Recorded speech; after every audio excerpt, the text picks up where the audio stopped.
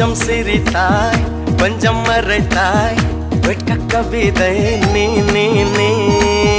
கொஞ்சம் துடித்தாய் கொஞ்சம் நடித்தாய் இரட்டை பிறவி நீ நீ நீ அம்மா அம்மம்மா என் தாயோட்டும் பேசாத மௌனத்தை நீயே சொன்னாய் அப்பா அப்பப்பா நான் யாரோடும் பேசாத முத்தத்தை நீயே தந்தாய்